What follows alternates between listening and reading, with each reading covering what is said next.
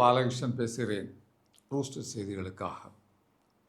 இன்றைக்கு ஒரு முக்கியமான செய்தியை முதல்ல ஆரம்பிக்கலாம். இது எல்லாருடைய உடல்நலம் குறித்த ஒரு தகவல். நேற்றைக்கு ஒரு இந்து ஆங்கில நாளிதழில் ஒரு செய்தி வந்திருந்தது, பார்த்துடுங்க.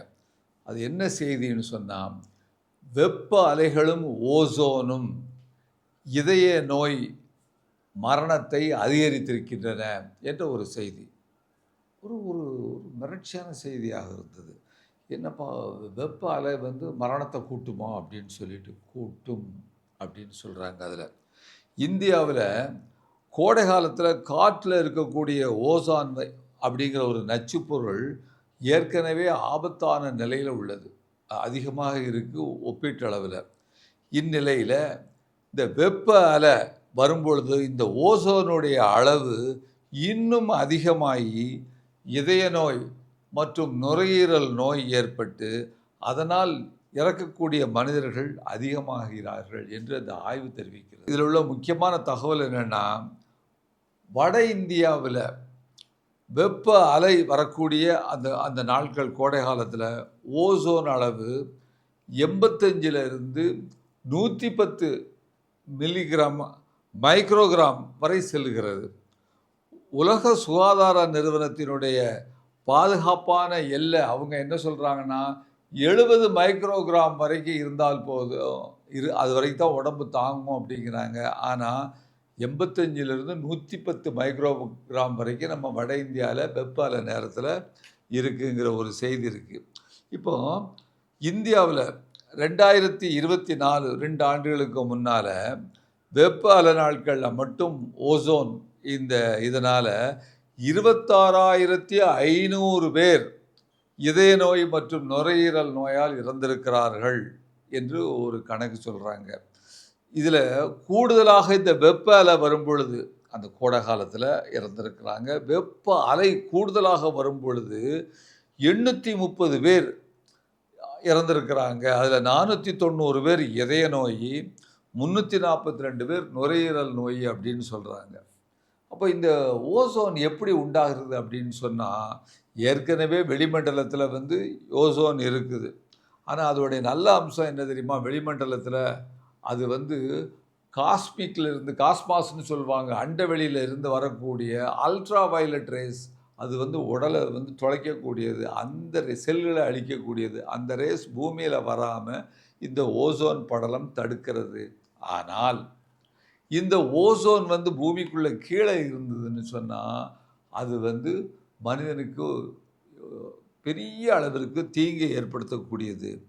ஓசோன் நேரடியாக வெளியேறுவதில்லை.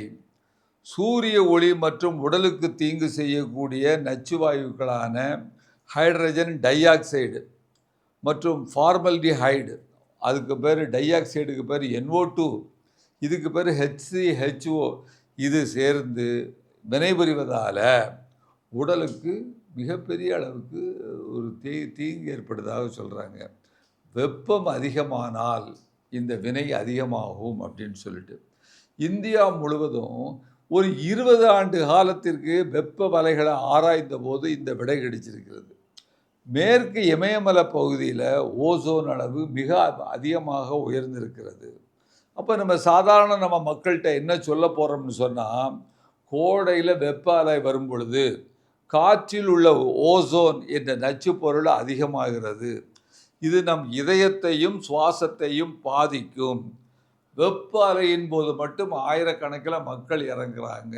எனவே இந்த வெப்ப அலை வந்திருக்க நேரங்களில் ஒரு காலையில் 10 சாயங்காலம் 4 மணி வரைக்கும் ரோட்டில் வராதீங்க, சாலையில் நடக்காதீங்க அப்படின்னு சொல்கிறாங்க. இது ஒரு முக்கியமான செய்தி. இந்த ஓசோன் பார்த்திங்கன்னு சொன்னால், இதுக்கு பேர் O3ன்னு சொல்லுவாங்க. அதாவது ஆக்சிஜன் 3 அந்த இது இருக்கக்கூடிய இது O3 அந்த மாலிக்யூல். O2 நம்ம பிராணவாயு ஆக்சிஜன் 2, அதில் 2 ஆட்டம்ஸ் இருக்குங்கிறதுனால O2 இது நமக்கு தேவையானது. இந்த வகையில் ஒரு ஆட்டம் கூடிட்டுன்னு சொன்னால் O3 ஆகிட்டுன்னா நாம் 29,000 பேர் மரணம் அடைஞ்சிருக்காங்கிற செய்தி மிக அதிர்ச்சி அளிக்கக்கூடிய செய்தி. இருக்கட்டும். இந்த படத்தில் நீங்கள் பார்க்கலாம், ஒரு மனிதரை காண்பிக்கிறேன். அவர் பேர் ராஜேஷ் சர்மா.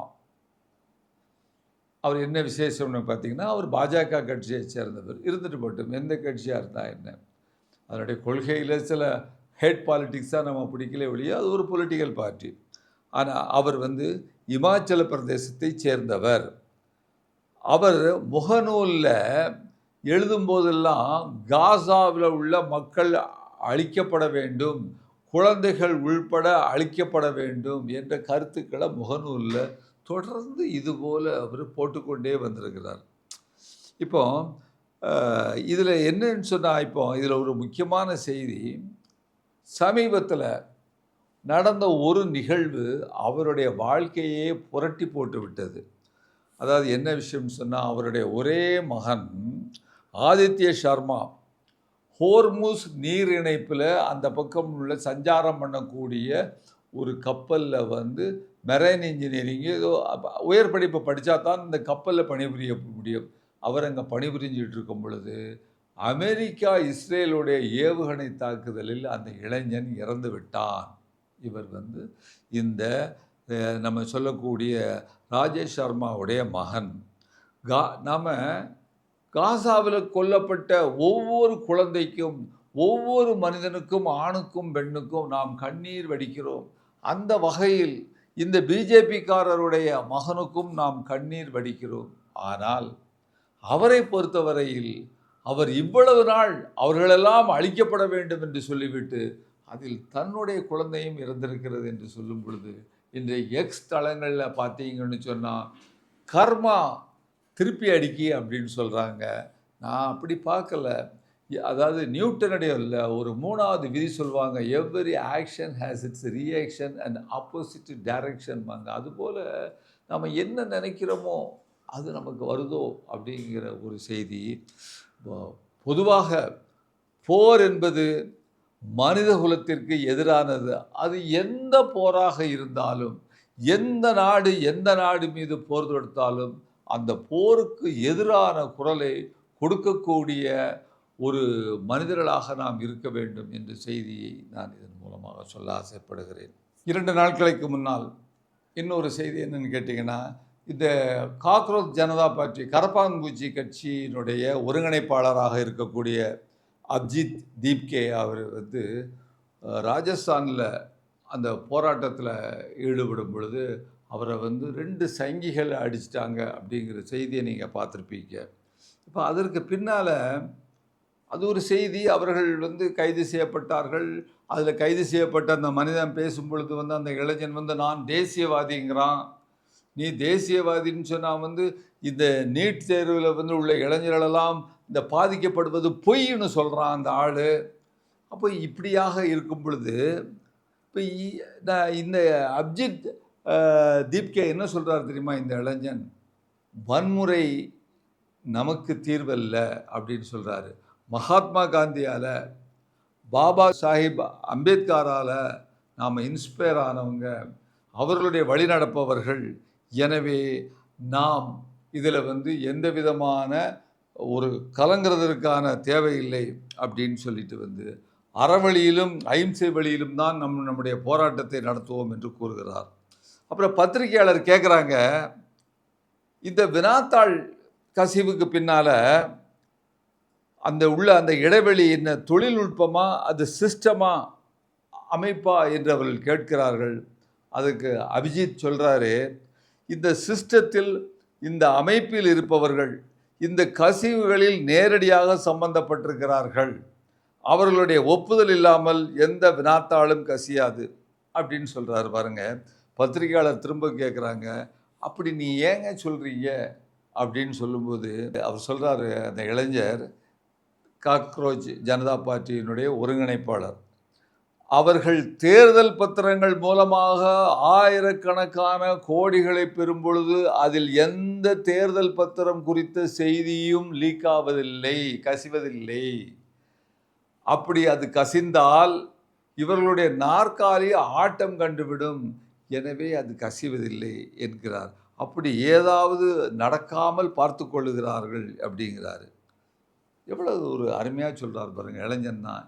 எங்கே அடித்தால் வலிக்குமோ அங்கே மிக தெளிவாக அடிக்கிறார் என்ற செய்தியுடன் இந்த செய்தியை இத்துடன் முடித்துக் கொள்கிறேன். நன்றி, வணக்கம். ஓ, அப்ப அந்த மிஸ்டர் அண்ட் மிஸ்ஸஸ் பெர்ஃபெக்ட் உண்மையிலேயே வர்த். நரம்பு தளர்ச்சியிலிருந்து விடுபட்டு உடம்பு ஒரு புது வீரியம் பெற மா நேச்சுரல்ஸோட மிஸ்டர் பெர்ஃபெக்ட்டை யூஸ் பண்ணுங்க.